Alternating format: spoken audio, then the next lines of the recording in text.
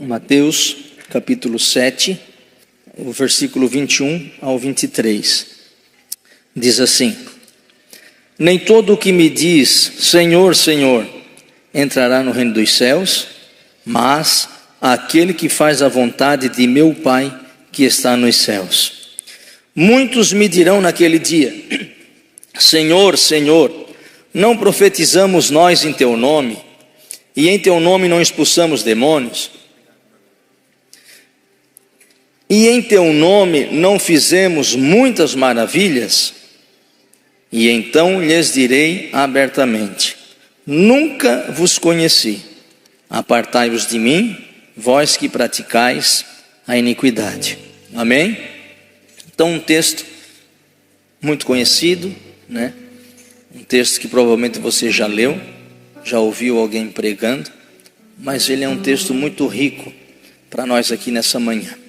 E eu quero trabalhar sobre o tema motivação errada, rejeição certa. Então grave esse tema: motivação errada, rejeição certa. E eu quero iniciar fazendo uma pergunta para os irmãos, mas não responda, você vai responder só no final da mensagem, para você mesmo. Eu gostaria que você pensasse sobre isso. É possível alguém passar a vida inteira dentro da igreja e no fim Jesus dizer: Eu nunca te conheci? É possível nós virmos uma vida inteira à igreja e no final Jesus dizer assim para nós: Eu nunca te conheci? Então fique com essa pergunta. Então o texto que eu li, ele não é um texto para quem está fora da igreja, é um texto para quem está perto de Jesus. Esse texto não vai assustar o mundo. Se você citar esses versículos lá no mundo, pouco importa para eles, muitos não vão se importar. Mas para nós cristãos, essas são palavras de Jesus. Para nós precisa dar dentro de nós um temor, porque nós precisamos, como cristãos, avaliar diariamente como está a nossa vida diante do Senhor, como está sendo o nosso proceder diante do Senhor. E na Bíblia, conhecer aqui, nunca vos conheci, o que significa? O conhecer aqui não é informação. O conhecer aqui não é eu saber alguma coisa a respeito de alguém. Por exemplo, dizer o Lilinha, ele é casado com a Clara, é uma informação que eu tenho, a gente sabe. Ele é pai de 2 filhos lindos, o Vini e a nossa menininha que está aqui na frente, a Elo. Então eu tenho informação. Então conhecer na Bíblia aqui não é o sentido de informação, mas é no sentido de intimidade, num sentido de comunhão. Jesus está dizendo: eu não tenho comunhão com você. Então vamos atentar para esse texto, porque ele traz informações que vão nos ajudar a ficarmos firmes na presença do Senhor. O texto que eu acabei de ler, de Mateus 7, ele é a finalização do Sermão da Montanha. O Sermão do Monte, Jesus ele cita o capítulo 5, 6 e 7. E fica aqui de sugestão aos irmãos, quando chegar em casa, lerem todo esse Sermão do Monte, capítulo 5, capítulo 6 e capítulo 7. O que é esse Sermão da Montanha? O Sermão da Montanha, Jesus já estava entre o povo, então o reino de Deus já estava entre o povo. E junto com esse reino chegou quem? O rei do reino, Jesus. E agora o que precisa? Já tem o reino, já tem o dono do reino, precisa do quê? Das regras. Porque o reino de Deus não é um reino desorganizado. O reino de Deus, ele tem renúncias, ele tem princípios, ele precisa ter regras, ele precisa ser observado. Então, o que é o Sermão do Monte? Nada mais do que as regras do reino, o padrão moral da igreja, o padrão o alto elevado padrão que o cristão, que o crente, que aquele que está inserido nesse reino precisa andar. Ou aquele que quer ingressar nesse reino precisa saber que esse reino não é bagunçado e que ele tem algumas coisas que precisamos então observar. E o que é então essa regra? O que são então esse código moral? É a palavra de Deus. Precisamos andar na palavra de Deus. E o texto então ele nos mostra aqui uma grande diferença entre quem serve a Deus de verdade, que serve a Deus de corpo, alma e espírito, que serve a Deus de maneira integral, daquele que serve a Deus apenas pela metade. Sabe por quê? Vamos então observar o que o texto diz. Ele diz assim: nem todo que me diz Senhor, Senhor entrará no reino dos céus. Então veja que advertência que Jesus nos dá.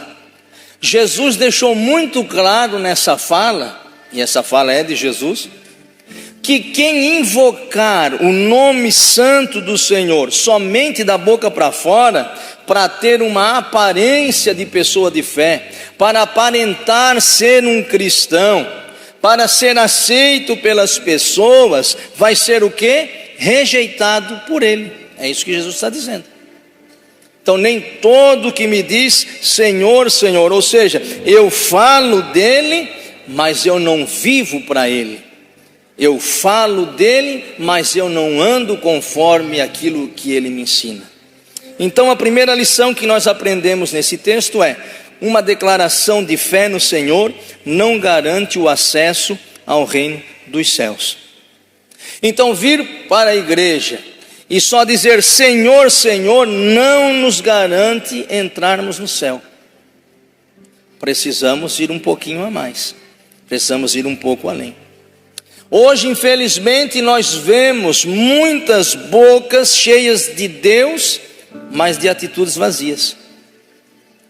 Então, quando a minha boca ela está cheia de Deus, mas as minhas atitudes não são coerentes, não condizem com aquilo que eu estou falando, tem coisa errada. É sobre isso que Jesus está dizendo. Você fala Senhor, Senhor, você diz que eu sou o teu Senhor, mas na prática você anula as tuas palavras, é porque eu não sou tão Senhor assim na sua vida. E é disso então que Jesus está chamando a atenção da igreja, a atenção dos discípulos. Deve ter uma harmonia entre a nossa fala e aquilo que eu faço. Porque se eu ficar somente nas palavras, elas serão apenas vazias. Então as nossas ações, reações e atitudes precisam ser de um cristão. Caso contrário, são apenas palavras vazias. Não adianta nós dizermos que somos crentes se o nosso coração e se a nossa vida não aprova aquilo que a gente está fazendo. Então a primeira coisa que nós precisamos entender como cristão é que a nossa fala precisa ter uma coerência com aquilo que eu falo. Senão, meu irmão, vai correr o risco de nós chegarmos no grande dia e ele dizer não vos conheço. E a gente faz muito isso, irmãos. Se nós percebermos, a gente faz muito isso. Quer ver? Às vezes nós dizemos assim, ó, Deus é prioridade na minha vida. Nós falamos, não é verdade? Essa é a palavra do cristão. Deus é prioridade na minha vida. Mas às vezes quando a gente acorda, a primeira coisa que a gente faz não é nem falar com Deus. É olhar o celular, a mensagem, ver o que está acontecendo no mundo, no Instagram, e saber de tudo e de todos. E aí a gente chega no final do dia e diz assim, ó, não tive tempo para Deus hoje. Não é que eu não tive tempo para Deus. Deus não foi minha prioridade. Mas eu, quando alguém me pergunta, eu digo para as pessoas, Deus é prioridade na minha vida. Mas a minha prática está diferente do discurso. O irmão até pode ser enganado, mas a Deus ninguém engana. Quer ver outra coisa que a gente faz? Eu amo a minha igreja, né? Está dizendo onde? Estou congregando lá na aba. Eu amo a minha igreja. Mas assim, ó, quando o pastor Lucas começa a cantar hino antigo, meu Deus, só dá vontade de levantar do banco e ir embora. Eu amo a minha igreja, mas eu falo mal da liderança, eu falo mal do pastor, eu falo mal do meu irmão, mas eu digo para as pessoas como a minha igreja. O meu discurso não está certo? Está certo, mas a pessoa está vendo que não condiz com a minha prática. E o pior, Jesus está vendo. A gente diz assim, perdão é essencial, né? Se a gente vê alguém que está assim em atrito, a gente diz, meu irmão, tem que perdoar. Jesus perdoou, é essencial. Olha que discurso bonito. E a pessoa sabe que faz 5 anos que tu não fala com a tua mãe. Faz 3 meses que tu não fala com o teu irmão. Faz algum tempo que você não perdoa quem ofendeu você. Mas nós discursamos que o cristão precisa o quê? Perdoar. Então perceba que não há uma coerência naquilo que eu falo entre aquilo que eu vivo. Eu confio em Deus, né? Está numa luta, está numa prova. As pessoas perguntam, como é que tu está, meu irmão? Confiando em Deus. Eu confio no Senhor, mas vive ansioso, desesperado e controlador. Diz a senhora, seja feita a tua vontade, mas passa o dia inteiro tentando garantir a sua própria vontade. Nós falamos muito aqui, família é o meu primeiro ministério, não é verdade? Meu irmão, como é que está? Não, o primeiro ministério meu é a família. Mas em casa está sempre cansado, em casa está sempre estressado, impaciente. Aqui na igreja é educado, mas é grosso com quem mora dentro de casa. Não tem coerência. O que eu estou ensinando para os meus filhos? Que o ministério, a família não é o primeiro ministério, que a família é horrível. Porque na igreja eu amo todo mundo, mas quando eu chego em casa eu sou grosseiro. Aí o teu filho cresce com aversão ao Senhor. Meu pai vai na igreja, lá até bonzinho. Aqui Deus não mora, provavelmente, porque aqui ele está toda a vida estressado. Então perceba, irmão, como é muito fácil o nosso discurso ser bonito, mas às vezes a prática ela não condiz. Sou servo de Jesus, mas só serve no que gosta, no que aparece e no que dá visibilidade. Se tirar o microfone, perde a unção, não tem mais jeito. Às vezes dizemos, temos que ganhar almas, mas não tem paciência, amor e não escuta as pessoas reais. Queremos salvar multidões, mas não conseguimos amar o vizinho de porta. E tudo isso Deus está vendo, porque dos homens nós podemos enganar, os homens nós podemos ludibriar, mas Deus não. A gente bate no peito e diz, eu vivo para Cristo, Cristo é tudo para mim, mas trata mal o garçom, o atendente, o motorista, caixa de mercado. É manso no culto e ignorante no cotidiano. Então, para encerrar, porque eu acho que os irmãos já entenderam, mas não fique, irmãos, tristes, que vou apertar um pouquinho mais, mas no final eu vou cantar, tá? No final eu vou cantar, mas ser uma bênção, né? No final eu canto, já até preparei um louvor. A gente diz assim, minha vida é para Deus. Não, para que tu vive, irmão? Eu vivo para Deus. E o que você faz para viver para Deus? Nunca tem tempo para estar com Ele. Temos agenda para tudo, menos para a presença de Deus. Então, meu irmão, se nós não vigiarmos, se nós não estarmos atentos, o nosso discurso fica muito desconexo daquilo que nós vivemos. Deus está vendo e o nosso irmão também está sendo prejudicado, porque às vezes ele até quer Jesus, até ele quer vir na igreja. Esses dias eu fui obrigado a rir. Tinha um irmão que botou um texto assim tão bonito num grupo, bem maravilhoso, e no final alguém botou uma figurinha assim, lindo discurso, pena que te conheço. Nós corremos esse risco, meu irmão, de nós estarmos entre as pessoas. Ele é crente, oh, que maravilha isso e aquilo, e alguém diz assim, lindo discurso, mas eu te conheço. Jesus nos conhece, meu irmão. Então vamos, já está começando o ano, vamos alinhar nossa vida com Jesus, irmãos. Vamos alinhar a nossa vida, vamos deixar a hipocrisia de lado, vamos viver o melhor de Deus, vamos fazer o melhor para Deus. Irmão, não tem quem possa segurar uma igreja que é cheia do Espírito Santo de Deus, de pessoas que amam a Deus, fazem as coisas certas com a motivação certa, porque é isso que Jesus está dizendo. Se você dizer Senhor, Senhor, mas o teu discurso é um e a tua prática é outra, não tem como. E a Bíblia, ela dá um exemplo de um homem que ele até tinha um discurso bonito, fazia coisa de crente, mas foi rejeitado pelo Senhor. Está na Bíblia? Claro que está. Estou combinando ali, mas não disse que no final nós vamos cantar? A Bíblia diz um homem, ela registra a história de um homem que ele fazia tudo certinho, era bem crente, só que a motivação era errada. Olha o que diz a Bíblia em Lucas capítulo 18, o versículo 9 até o 14.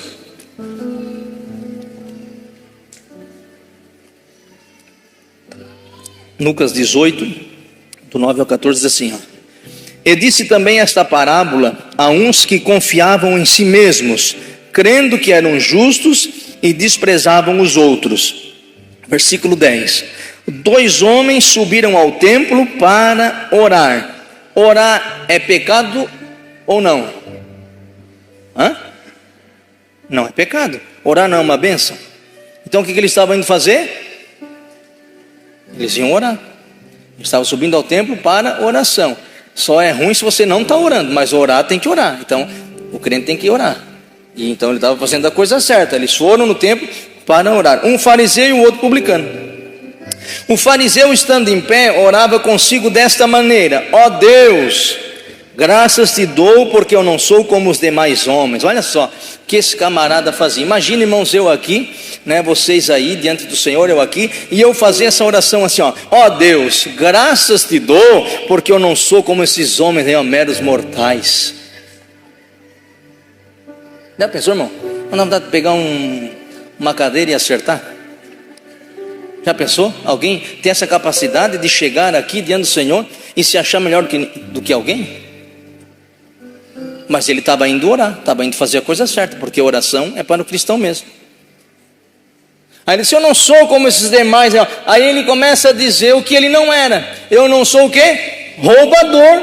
Olha que maravilha. Os outros tudo roubado, só ele que não. Os outros são injustos, eu sou justo.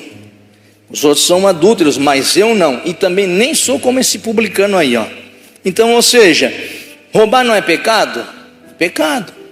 Ser injusto é pecado, adulterar é pecado. E ele não cometia nenhum desses pecados. Ele estava indo orar, não cometia esses pecados, Lininha. Mas não para por aí. Olha a qualidade desse homem. Ele disse assim, jejuo 2 vezes na semana. Meu irmão, quem é que jejuou um dia essa semana? Não levanta a mão. Mas ele jejuava 2 vezes por semana. Talvez já passou, hoje é dia 1º de fevereiro, já passou 30 dias, e talvez nos 30 dias de janeiro a gente não jejuou ainda. Mas esse camarada aqui era crente. Ele jejuava 2 vezes na semana. E dou os dízimos de tudo quanto possuo. Olha, irmão, de tudo que possui dá o dízimo. O camarada é crente. Se ele tinha 2 empregos, Lilinha, ele dava dízimo dos 2 empregos. Era de tudo que ele possuía. Olha o que diz o versículo 13: o publicano, porém, estando de pé, de longe, nem ainda queria levantar os olhos ao céu, mas batia no peito dizendo: ó Deus, tem misericórdia de mim, pecador. Digo-vos que este desceu justificado para a sua casa, e não aquele, porque qualquer que a si mesmo se exalta será humilhado, e qualquer que a si mesmo se humilha será exaltado. Então perceba, um homem que ele tinha um rótulo de crente, fazia tudo direitinho, jejuava, não lograva ninguém, Só que o coração dele estava enganoso. O coração dele estava defeituoso. A intenção do coração dele era má, sabe por quê? Tudo aquilo que ele fazia, ele falou para Deus ali, era só para humilhar o publicano. Era só para dizer assim, ó, Deus, ó, eu sou crente e ele não é. Eu sou bom e esse camarada aí não tem nada de bom. Ou seja, o discurso dele não condizia com a sua prática, com aquilo que estava dentro do seu coração. E o que Jesus falou na parábola? Aquele homem não foi justificado. Então, meus irmãos, nós corremos um grande perigo se nós continuarmos dizendo que somos bons, dizendo que somos crentes, dizendo que somos melhores, porque o Senhor conhece a intenção, e pode ser que naquele dia a gente fique de fora. Mas Deus está nos alertando nessa manhã a tomarmos uma posição e dizer: Senhor, mesmo fraquinho, mesmo com ele, nos ajude a acertar, nos ajude ao nosso coração ser sincero, nos ajude a termos o nosso coração voltado para o Senhor, porque aquele homem, ele não foi justificado. Por quê? Porque ele simplesmente fazia para acusar os outros. Nós somos quem, irmãos? Nós somos o fariseu? Ou nós temos sido o publicano? E veja, irmãos, o fariseu e o publicano foram fazer o quê? Foram orar. E às vezes, irmãos, até na oração, nós queremos enganar o Senhor. Às vezes até na oração, a gente não consegue ser sincero com o Senhor. Às vezes a gente vai para o nosso quarto e não é sincero com Deus. Meu irmão, só existe um lugar seguro na terra, é na presença do Senhor. Lá nós podemos ser quem realmente nós somos, porque Ele nos conhece. Lá não precisa maquiar. Mas às vezes, irmão, nós somos tão ruinzinhos que a gente ainda quer, ludibriar o Senhor, Ao invés de nós reconhecermos as nossas fraquezas, as nossas limitações, a gente ainda vai para a oração tentar enrolar o Senhor. Quer ver? Ah, Senhor, eu estou aqui, quero te pedir perdão, porque os meus olhos hoje viram coisas impuras. Mas também, Senhor, tu viu como é que ela estava vestida? Ou seja, a culpa, é de quem se vestiu mal. Ele não traz para ele que ele olhou. Senão eu só olhei porque o Senhor me deu olho, Aí, ó. Não consegue explicar: Senhor, eu sou pecador, olha como eu sou miserável, Senhor. Eu coloquei os meus olhos onde não deveria. Quando você, não aqui, mas tem em igreja, que às vezes pode ter alguém que não pode ver o que não é seu, quer levar para casa. Olha que maravilha, Aí na oração diz: Senhor, estava dando sopa, olha só, não tinha ninguém ali por perto, então eu achei que outro poderia pegar, então eu pego eu. Aí nunca se desarma dizendo: teu coração é ruim mesmo. Não, a gente sempre quer colocar o quê? Uma desculpa em alguém, até quando a gente está na oração. Mas, meu irmão, quando nós formos para a oração, nós precisamos ser sinceros com Deus, porque Ele nos conhece por dentro e por fora. Ele sabe se há realmente intenção boa no nosso coração, se há arrependimento no nosso coração. Ele nos conhece. Uma vez, a minha filha, acho que eu já contei aqui uma vez, quando fiz aniversário, faz um tempinho já, eu ganhei uma Alexa de presente. Irmão, que coisa maravilhosa é uma Alexa, E não é a mulher não, Tem gente que pensa que a Alexa é a mulher. Eu quero isso, quero aquilo. Não, está amarrado, irmão, vigia. Aí, quando eu ganhei, fiquei tão feliz, eu fiquei a noite inteira conversando com a Alexa, a noite inteira. Eu perguntei horário, perguntei tempo, perguntei se ia chover no outro dia, pedi louvor antigo. Meu irmão, uma maravilha. A mulher foi dormir, a filha foi dormir, eu fiquei lá com a Alexa conversando e foi uma maravilha. Aí beleza. Aí um dia eu estava indo embora aqui do culto, do Raiz, e a minha filha no carro atrás disse: pai, eu preciso te contar uma coisa. Mas que foi, Helena? Quando o filho diz: pai, preciso contar uma coisa, a gente não espera muita coisa boa. Ela disse: "Oh, pai, é o seguinte, a tua Alexa não está mais funcionando." Pronto, falei, estou livre. Isso aí estava me machucando, estava me agoniando. Agora já falei, estou livre. Falou assim bem rapidinho. Aí eu fui para casa, né, irmão? Aí fui para casa, ver primeiro se era verdade, né? Alexa, não falou. Alexa, irmão, foi me dando uma tristeza.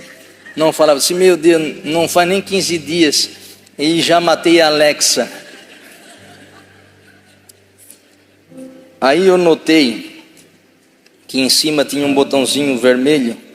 Aí eu cliquei nele, Alexa. Aí ela respondeu: "Senhor, não estragou, não estragou." Aí comecei a usar a Alexa de novo. Estava mutado, né? Ali ela apertou no botão para deixar mudo, aí não conseguia ouvir a voz. E ela ficou faceira. E o que eu aprendi com isso, irmão? Que na oração a gente tem que ser assim: Senhor, eu quebrei, eu estraguei, eu fiz, agora estou livre, Senhor, me ajuda. É nós contarmos para o Senhor, mesmo não sabendo as consequências. Porque a criança, ela falou na inocência, Lilinha. Mas pai, eu precisava te contar porque isso aí estava me incomodando. Ela não pensou na hora se eu ia punir, se não ia punir. Aí quando eu fui lá, eu vi que não estava estragado, tudo ficou normal.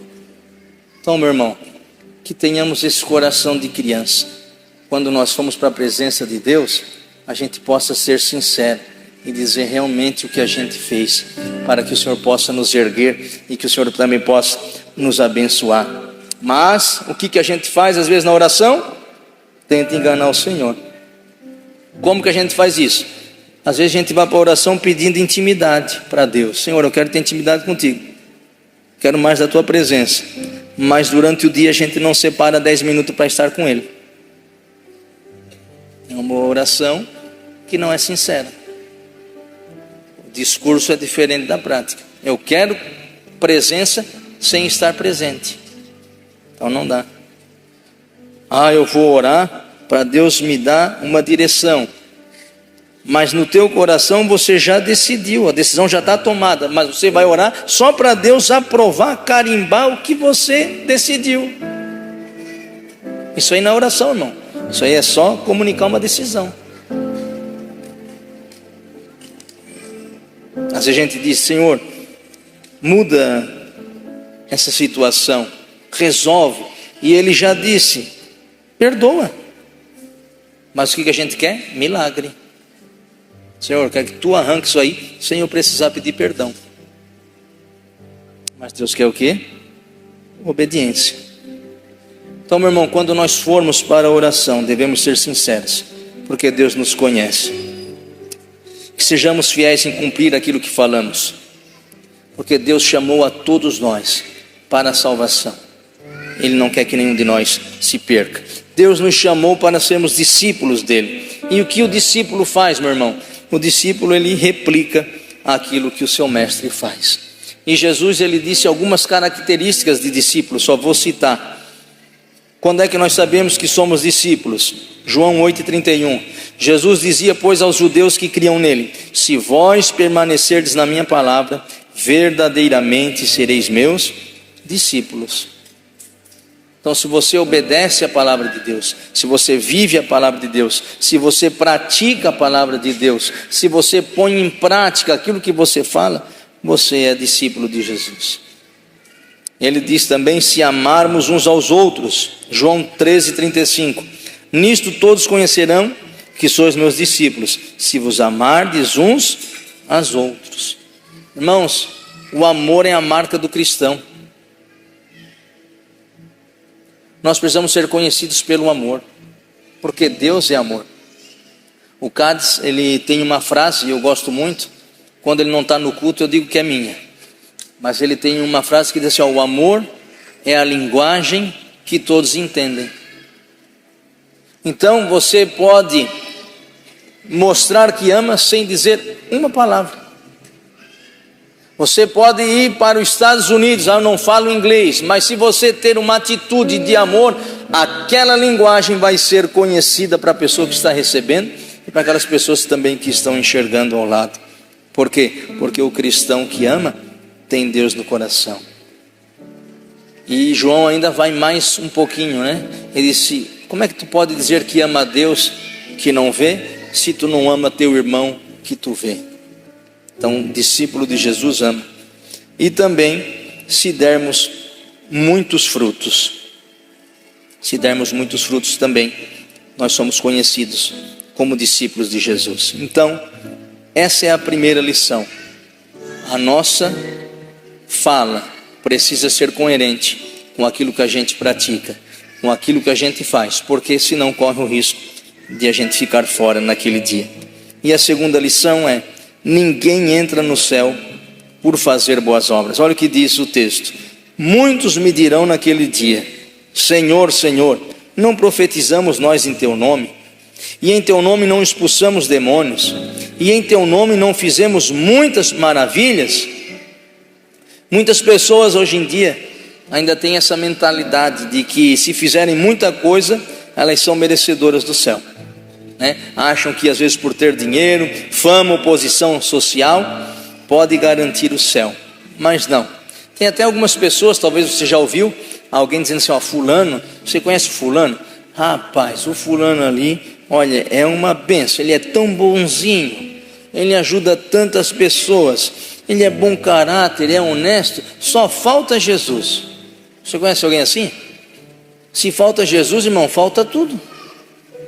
Porque o dinheiro, as obras, ser bom sem Jesus, não dá garantia de salvação para ninguém. Então, se não tem Jesus, está faltando tudo. E essas pessoas questionaram a Jesus, disseram: mas eu expulsei demônios no teu nome. Irmão, olha que maravilha expulsar demônio no nome de Jesus, a pessoa ficar liberta. E as pessoas foram beneficiadas, Dirceu, com esses milagres. Teve famílias que tiveram as pessoas libertas, voltaram para casa libertas. E se em teu nome nós profetizamos, olha que maravilha, alguém profetizar para nós no nome do Senhor. E eles estavam questionando a Jesus: ó, mas também nós fizemos muitos sinais e maravilhas. E o nome do Senhor, irmão, ele pode fazer tudo isso. Mas por que é que ficaram de fora? Por que que Jesus disse: não conheço vocês, não tenho intimidade com vocês? Por quê? Porque no coração não existia uma boa intenção, no coração não era honrar a Deus, no coração não era glorificar a Deus enquanto profetizavam, enquanto expulsavam demônios, enquanto faziam sinais. Queriam fazer apenas para a autopromoção. É aquele negócio: glórias a mim, louvado seja eu. E eles estavam lá: mas eu fiz tudo isso, eu fiz tanta coisa no teu nome. Pois é, fez tanta coisa no meu nome, justamente no meu nome, mas teu coração não era meu, mas a tua atitude não era correta. O meu nome faz isso. Eles faziam a obra do Senhor, mas o coração estava errado.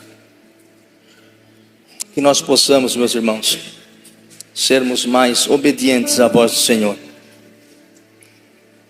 Lembre-se, nós podemos ser aprovados pelos homens.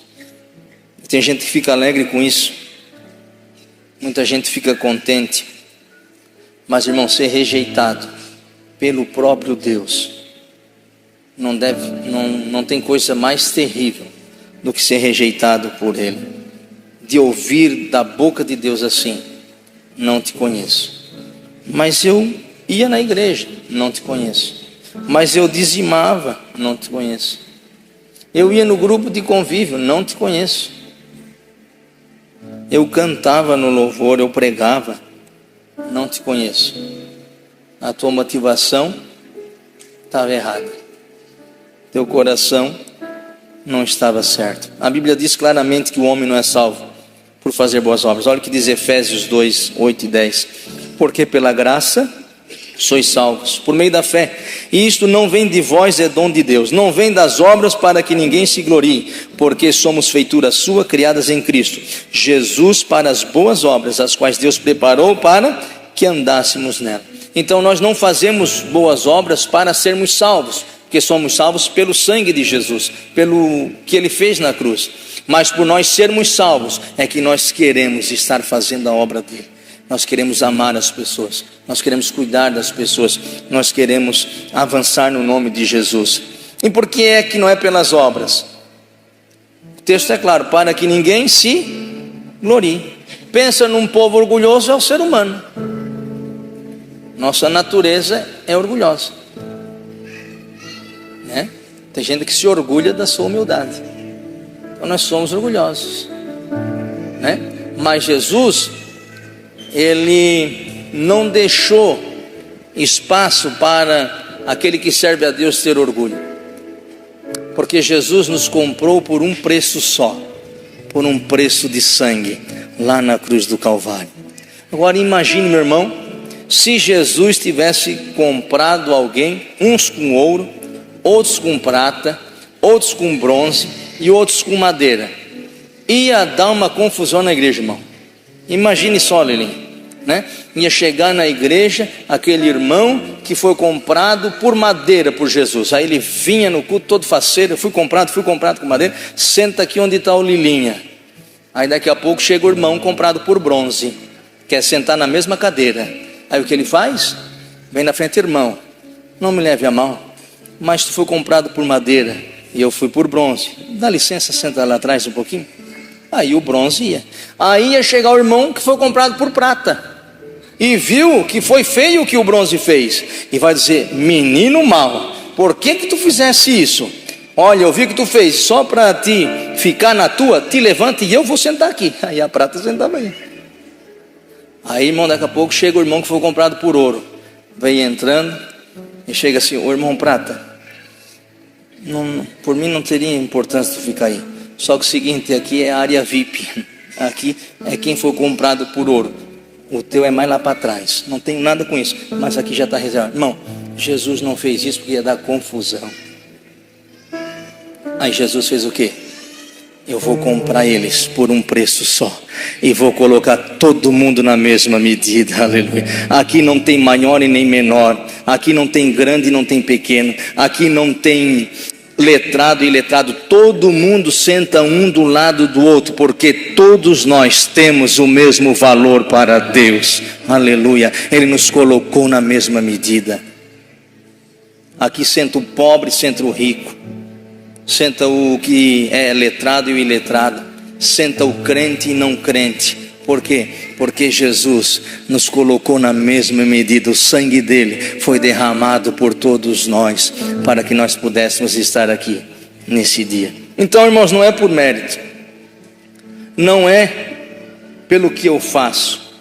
Somos salvos porque ele nos amou e se entregou por nós. Então nós vimos a primeira lição: não podemos apenas dizer Senhor, Senhor, não basta, tem que ser coerente a minha fala com o que eu faço. Vimos também que muitas pessoas vão dizer o que fizeram, mas infelizmente as obras do coração eram más, elas não faziam de coração. E a terceira e última reflexão, qual é? Então quem irá se salvar? Então quem vai conseguir entrar no céu? E a Bíblia responde no primeiro versículo, na parte B: aquele que faz a vontade de meu Pai que está nos céus. Então, para entrar lá, meu irmão, tem que fazer a vontade do Pai. Então tem que clamar Senhor, Senhor, tem que clamar. Tem que fazer boas obras com a motivação correta, tem que fazer. Mas também precisamos obedecer à vontade do Pai. Qual é a vontade de Deus, meus irmãos? Deus quer que todos se salvem. Deus quer que todos cheguem ao conhecimento de Deus. Ele não quer que nenhum de nós se perca. Esse é o desejo do Senhor. Mas eu quero citar duas coisas aqui que não pode faltar nessa vontade do Pai. Primeiro, amar a Deus sobre todas as coisas. Amar a Deus acima de todas as coisas. Nós vivemos, irmãos, infelizmente uma geração onde nós colocamos as coisas acima de Deus.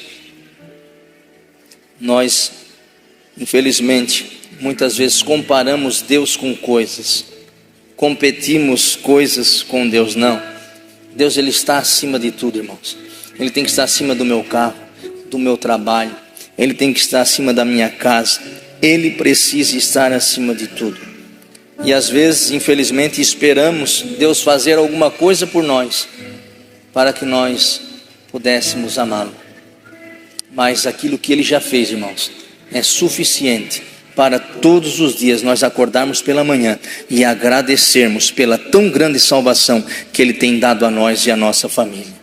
Se Deus não fizesse mais nada, e Ele não vai fazer isso, porque todos os dias nós estamos colhendo milagres, providência da parte dEle. Mas se Deus não fizesse hoje mais nada por nós, nós deveríamos ter esse coração grato, amá-lo somente por quem Ele é, porque Ele é o Salvador da nossa vida, Ele que não nos deixa sozinho em nenhuma situação. A Bíblia vai registrar, e eu só vou citar aqui, não vou ler, de um homem que um dia chegou para Jesus e queria também ser salvo. E ele disse: bom mestre, o que eu faço para ter a vida eterna? Jesus disse o quê? Guarda os mandamentos. Aí aquele moço disse: eu já faço isso. Eu não roubo, eu não mato, eu não levanto falso testemunho, eu honro pai e mãe, eu estou certinho, estou crentinho em Jesus. Aí a Bíblia vai dizer que Jesus o amou. Olha o amor de Deus, irmãos, para que ninguém se perca. A Bíblia diz: Jesus o amou e disse: ainda te falta uma coisa. Meu irmão, viu como não tem ninguém tão santo assim? Praticamente a Bíblia diz que ele fazia tudo isso, guardava os mandamentos. Jesus o ama e diz: não, tu está achando que tu está top, mas tu não é tão santo assim. Eu te amo e eu vou dizer o que tu precisa melhorar. Falta para ti ainda uma coisa. Sempre tem alguma coisa para nós melhorarmos, irmãos. Então desconfie daquelas pessoas que se acham mais santas que todo mundo, que não têm pecado, que acham que são perfeitas. Sempre digo, torneira apertada demais tem vazamento. Então tome cuidado, fuja de pessoas assim. Aí Jesus disse: ó, te falta uma coisa, e o que tu tens que fazer para encontrar salvação é: vende os teus bens e dá aos pobres, e segue-me. Meu irmão, ele chegou na presença de Jesus faceiro, porque tinha passado no teste dos mandamentos. Mas quando Jesus disse: vende o que tens, ele disse: eu vou cair fora. A salvação já ficou de segundo plano. Ele disse: não, eu tenho muita riqueza, eu tenho muita propriedade. Não dá, Jesus, esse discurso é muito forte. Irmãos, Jesus não queria que ele ficasse pobre. Jesus estava ensinando a ele só a tirar o coração das riquezas. Então o nosso coração não pode estar nas riquezas, porque a tua riqueza, o teu conhecimento, o meu diploma, o meu carro, aquilo que eu possuo, riquezas, dinheiro, não me dá salvação. Então Jesus está dizendo: tire o teu olhar, tire o teu coração de tudo aquilo que é corruptível e fixe o teu olhar naquilo que é eterno. É isso que Jesus está dizendo. Ah, mas eu tenho tanto dinheiro, meu Deus. Irmão, se tu acha que tu vai se perder, dá para mim, não tem problema. Nós ajudemos a obra do Senhor. Mas não deixe o teu coração se perder. A nossa riqueza não nos garante o céu. Nosso conhecimento não garante o céu. A roupa de marca que vocês usam, que eu uso, a minha marca é a Simidão. Simidão eu uso, né? nada disso nos dá garantia ao céu. E, irmãos, nós podemos ter tudo nessa vida, mas se nós não tivermos o Senhor, nós não temos nada. Se aquele jovem se humilhasse diante do Senhor, com certeza ele não iria ficar pobre, ele só ia encontrar um sentido nas riquezas dele, e ia estar à disposição do serviço e de servir as pessoas. Então, meu irmão, nós precisamos de Jesus, porque dinheiro não salva ninguém, carro não salva ninguém, ser filho de crente não salva ninguém. Sem Jesus não dá, meu irmão. A gente pode ter tudo, mas se no final da vida Ele não estiver com a gente, nós perdemos tudo. Foi em vão tudo aquilo que nós fizemos. O hino diz: a nossa vida aqui é curta, é verdade. O homem vai, não sabe se volta. Terça passada eu fiz um velório de um grande amigo meu. Dia 12 de janeiro ele saiu para trabalhar de bicicleta e não voltou mais para casa. Segunda passada Jesus o chamou, e na terça-feira eu fiz o velório dele. Quando ele saiu de casa, ele tinha esperança que voltaria, mas ele não voltou mais, porque a nossa vida é curta. Então, meus irmãos, vive intensamente os planos de Deus para a sua vida. Vive intensamente amando a tua família. Ame o seu trabalho, ame a sua igreja, ame o seu pastor, ame as pessoas, se compadeça dos outros. Não somos tão perfeitos, e que quando chegar a nossa vez, a nossa senha, a gente possa ouvir do Senhor: vinde benditos de meu Pai. E não conheço vocês. Nós precisamos, irmãos, andarmos na palavra de Deus, porque, como eu falei, riqueza não dá saúde para ninguém, não nos salva, não nos dá um terreninho no céu, nada disso. E olha que eu já fiz velório, irmãos, nessa vida, mas nunca vi no caixão ter uma gavetinha: ó, aqui vai a terra que eu tenho, aqui vai o dinheiro que eu tenho, aqui vai a roupa de marca que eu gosto, aqui vai o meu carro. Não tem. Para a eternidade é só eu e Deus, é só você e o Senhor. Não levamos nada, a não ser aquilo que fizemos aqui. A Bíblia diz que as obras nos acompanham, e naquele grande dia seremos provados no fogo.